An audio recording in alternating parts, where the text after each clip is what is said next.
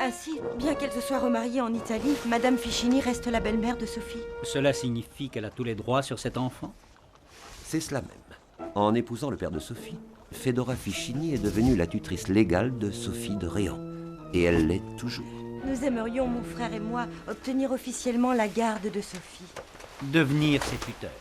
Auprès de Madame de Fleurville, Sophie a trouvé la famille dont elle avait tant besoin. Je sais que vous vous occupez de Sophie avec beaucoup de gentillesse, mais la loi est la loi. Il vous faut l'autorisation de Madame Ficini pour devenir les tuteurs de Sophie. Et je vous conseille d'attendre son retour. Mon Dieu, si cette épouvantable femme revenait, ce serait terrible pour Sophie. Elle en a tellement peur.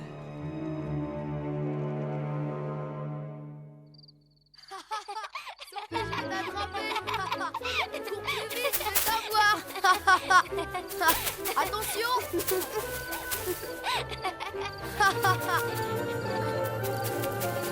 vais t'avoir. Touché. Non, je m'étais arrêtée, ce n'est pas du jeu.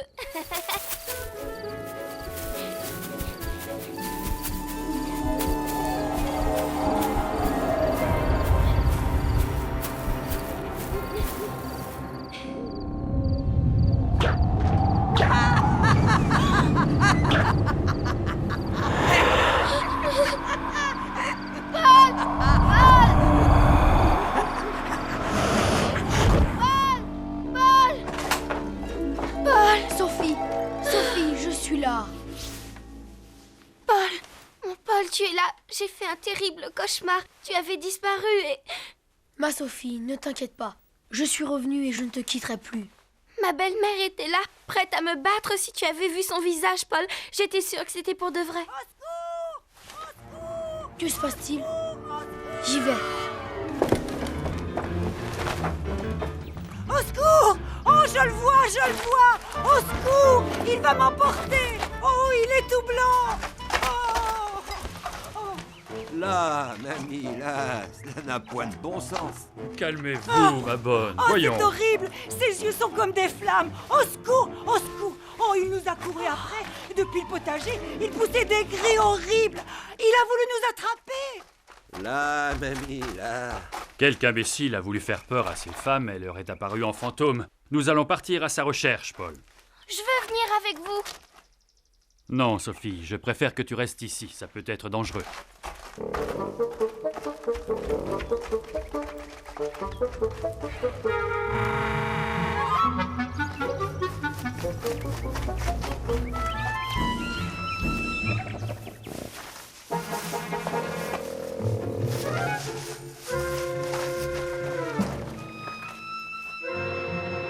Je ne les vois plus.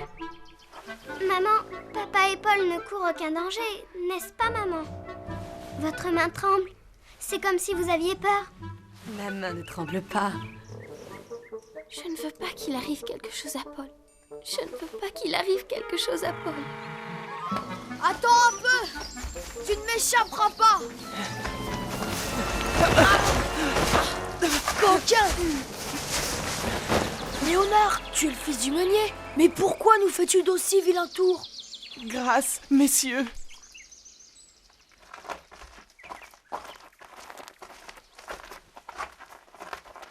C'est ça un fantôme? mon ami. Oh, Ce mandrin voulait juste emprunter quelques légumes au jardin et il se trouve que ces dames étaient sur son chemin. Quel fantôme de rien du tout. grâce, mon bon monsieur, grâce. Ce n'était que quelques légumes. Je vous promets que je recommencerai plus. File, coquin, et que je ne te vois plus rôder par ici, où il t'en cuira. Merci, monsieur. Attention, mes ailes font peur aux fantômes. Comme vous êtes pâle, mon ami, seriez-vous souffrante? Non. Elle a eu peur pour vous, papa. Ses mains tremblaient. Elle me disait que non, mais je les ai bien senties. C'est passé à présent. Me voici rassuré. Paul, tu as été bien courageux, comme toujours. Ton père est fier de toi. Paul, viens. Paul. Il ne m'entend même pas, ce Paul.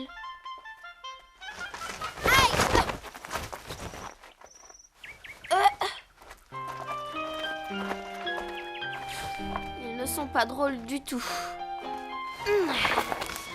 Comme Madame de Fleurville me manque, et j'en ai même pas là. Depuis quand déjà? 10 jours seulement. Cela me paraît si long.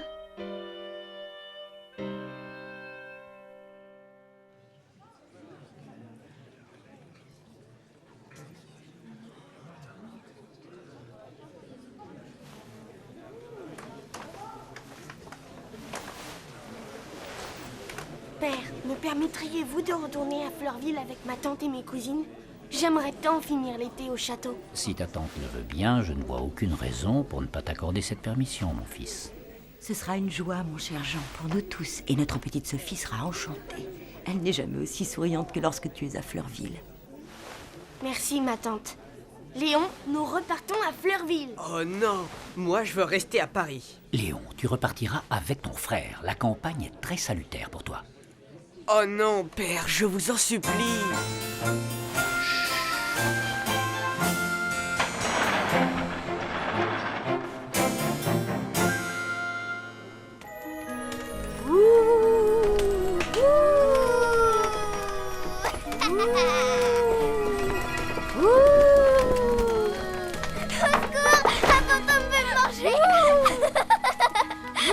Vilain fantôme, lâchez ma petite sœur. Non, Paul.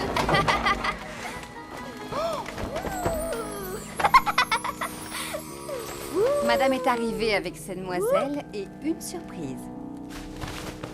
Une surprise?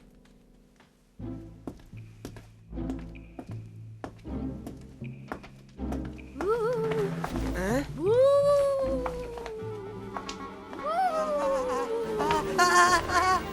Au secours! Au secours! Mon neveu, que t'arrive-t-il? Si vous aviez vu cette immense chose bondir sur moi!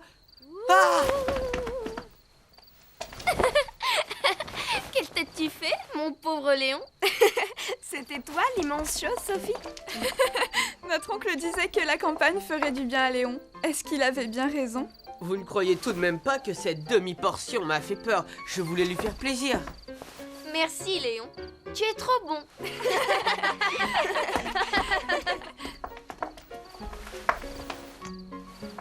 Je suis si contente de vous voir. Quelle chance! Jean et Léon sont venus avec vous. Alors, comment vont nos Parisiens? Je savais que c'était toi la surprise. Jean s'ennuyait à Paris. Il faut avoir bien mauvais esprit pour s'ennuyer à Paris. Franchement, la plus belle ville du monde. La plus belle ville du monde n'a pas d'aussi bonne tartine de beurre frais ni d'aussi merveilleuse cabane. Feu! Vous ne connaissez pas les bonnes choses, monsieur le ronchon. C'est vrai, il nous ennuie, ce Léon. Marguerite!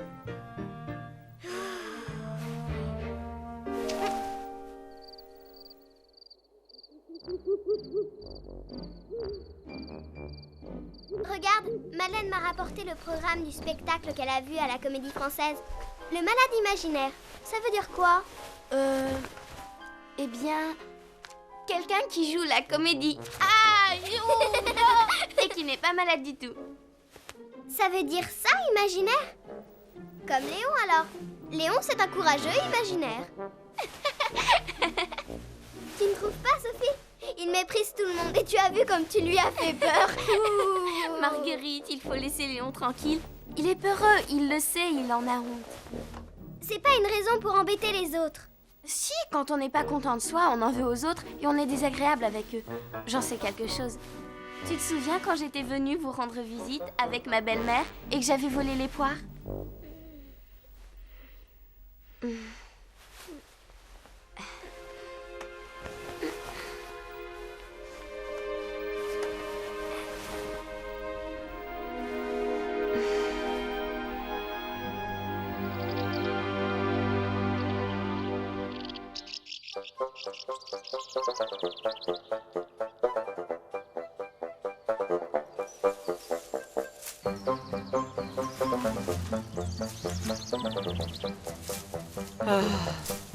Quand je pense qu'il va falloir rester 2 semaines dans ce trou perdu. Notre cousin est de plus en plus aimable, as-tu remarqué, Madeleine? Si tu aidais Paul, le temps te paraîtrait peut-être moins long, tu ne crois pas, Léon? Paul, il n'y en a que pour Paul. Paul, que fais-tu sur ce toit? Une table. Sera-t-il commode de prendre nos goûters perchés sur le toit? C'est ridicule. Vous verrez. Oh, il ferait n'importe quoi pour se rendre intéressant.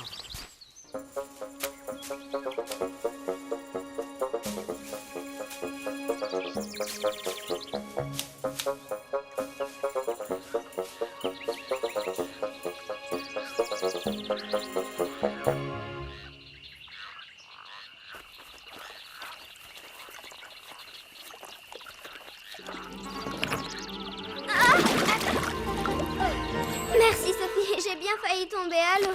Tu te souviens quand on s'est presque noyés toutes les deux? Parce que je voulais récupérer les hérissons dans la mare. Cela me paraît si loin. On dirait que tu as déjà vécu plusieurs vies. Tu me vois d'une bien curieuse façon, Jean.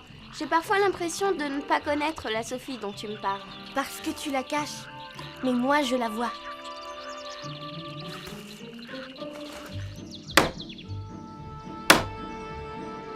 Aïe! Oh, ce marteau n'est pas du tout approprié. Ah, j'en ai assez. Merci Léon. De quoi? Des efforts que tu fais. Tu n'aimes pas la campagne, tu n'as aucun goût pour travailler avec tes mains. Je déteste ça et je n'ai pas honte de le dire. Je ne suis pas comme toi, moi. Je ne suis pas allé jouer monsieur je sais tout auprès de pauvres indiens trop crédules, moi. Écoute Léon, d'accord, je t'agace, tout le monde est autour de moi depuis que je suis revenu. À ta place, je serais furieux aussi. On m'a obligé à venir à Fleurville. Si j'avais eu le choix, je me serais épargné cette corvée. Je m'en doute. Mettons-nous d'accord Léon, nous sommes très différents. Nous n'avons pas les mêmes goûts et tu sais beaucoup de choses que j'ignore. Tu ignores certes beaucoup de choses. Parfaitement, et à Paris, je serais sans doute perdu.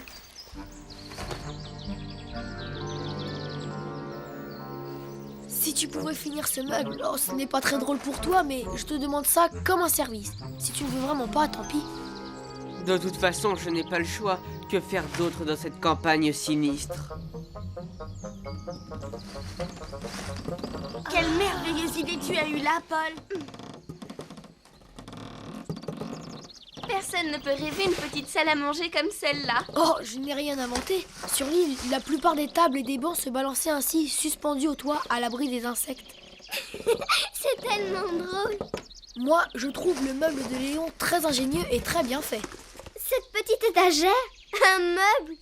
Effectivement, ce n'est pas mal du tout. Tu vois, Léon, si on le met dans l'autre sens, cela fait des petits casiers. C'est vraiment très joli. Notre Léon est très ingénieux. Je vais chercher d'autres planches. Tu sais, on va tresser les paniers de la taille des différents casiers et nous aurons un petit rangement magnifique, n'est-ce pas, Léon? Tu vas nous aider? Pourquoi pas? Oh non! Tu nous gâches toujours nos amusements, Léon, et on en a assez.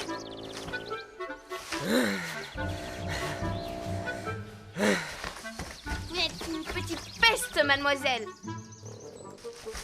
Léon!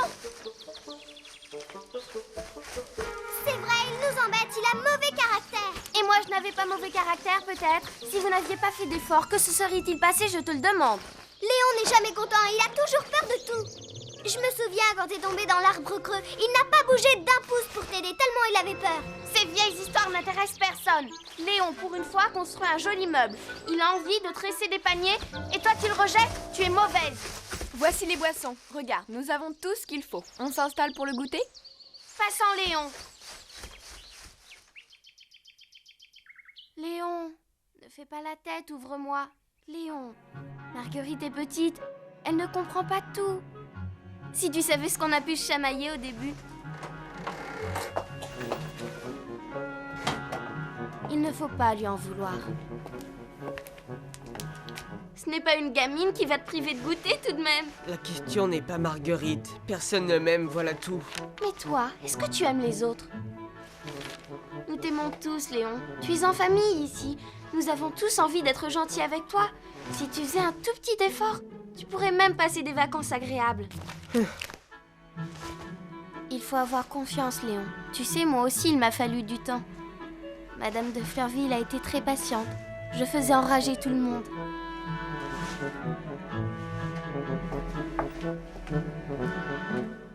On va goûter? Si on les laisse trop longtemps, ils vont tout manger.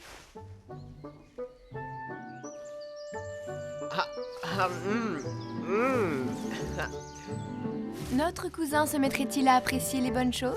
Bah, il faut bien. Eh bien, mes amis, j'ai une devinette à vous proposer. Oh non, moi j'aime pas les devinettes, c'est pas drôle. Marguerite, notre père a pris une décision. Vous vous installez à Paris et le commandant travaillera au ministère de la Marine. Non, pas du tout. Il repart en mer et tu repars avec lui. Oh non. Mais il s'agit d'une bonne nouvelle, très bonne nouvelle. Monsieur de Rosebourg ne partira plus en mer.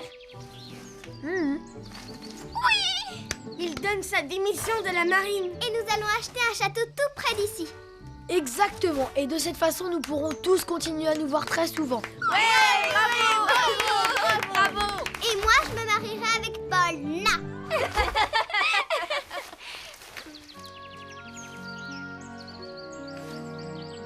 Bien, nous avons beaucoup de travail. Je vais finir le petit meuble. Il faut tresser les paniers. Et les garçons, vous ne parliez pas d'une petite hutte? Oui, et pour ça, il nous faut des rondins. Si monsieur l'ingénieur m'accepte comme apprenti. Ce n'est pas ma faute, j'ai peur. Je ne peux pas m'en empêcher. Je t'assure, Paul, que bien des fois, j'en ai été honteux au point d'en pleurer en cachette. Comme tu dois souffrir. Je me suis dit 100 fois qu'à la prochaine occasion, je serai brave. Mais j'ai beau faire... Il faut un grand courage pour dire même à un ami ce que tu viens de me confier. Mais quel est ce bruit? Il me semble entendre des gémissements mêlés d'éclats de rire. Tu crois? Mais si, Léon, tu entends? Quelqu'un pleure. Allons-y vite. Léon, cours!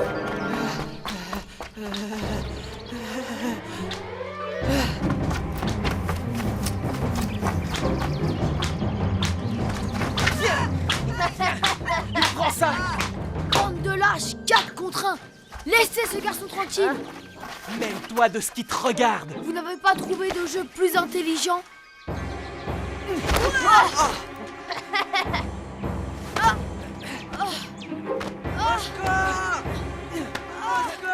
Ils ne nous font pas peur, Léon. Nous sommes plus forts qu'eux. Attaque!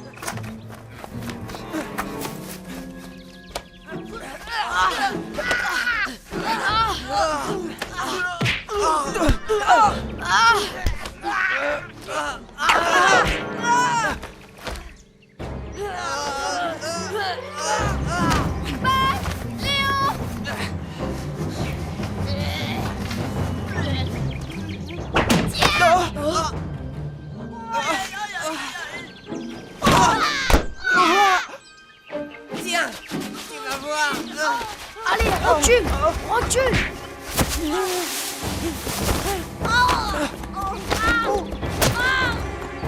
Les garpissons! Ils sont trop forts!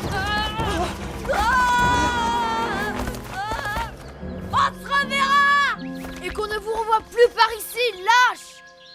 Tu es blessée, Sophie? Ce n'est rien, une branche m'a un peu écorchée. Tu es comme avant, tu n'as peur de rien.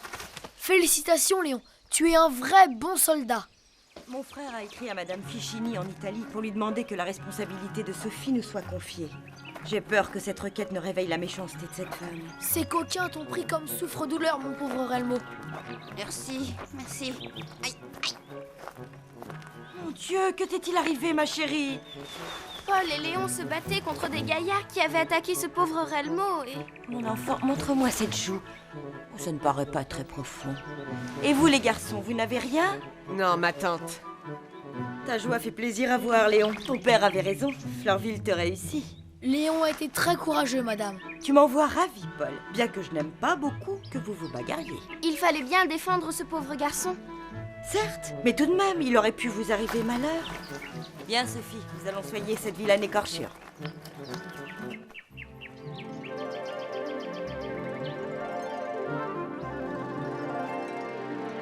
Il faudra bien féliciter Léon. Mais oui, ma chérie. Retourne jouer avec les autres et promets-moi de faire attention.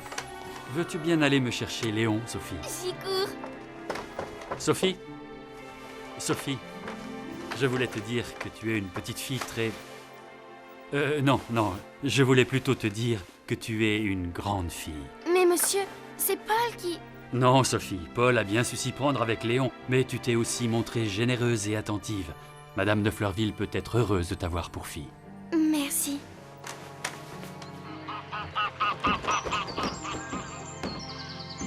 Si vous aviez vu Léon, il avait 2 garnements contre lui et il leur en a fait voir. Il cognait fort. Léon, le courageux imaginaire. Tu es injuste, Marguerite. Léon est mon ami.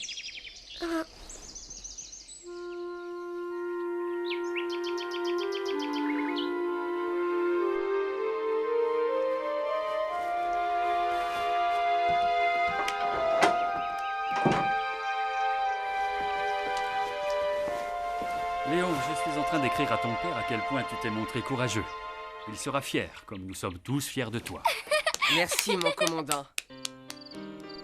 Je suis contente pour Léon. C'est merveilleux de voir à quel point quelqu'un peut changer. Ce n'est pas possible pour tout le monde. Moi, je crois que si. Ma belle-mère ne changera jamais. Tu n'as aucune nouvelle de Madame Fichini? Aucune, et cela ne me dit rien de bon. Les voleurs recouverts de drap blanc me font bien moins peur que les vrais fantômes. Les vrais fantômes n'existent pas, Sophie. Et là, si. Ceux qui viennent la nuit dans les cauchemars. Ceux-là... Oh. Ne t'inquiète pas, nous sommes là, Madame de Fleurville veille sur toi. Elle et mon père ne te laisseront jamais dans les griffes de ta belle-mère. Tu n'es plus toute seule maintenant. Tu as toute une famille. Toute une famille contre un fantôme.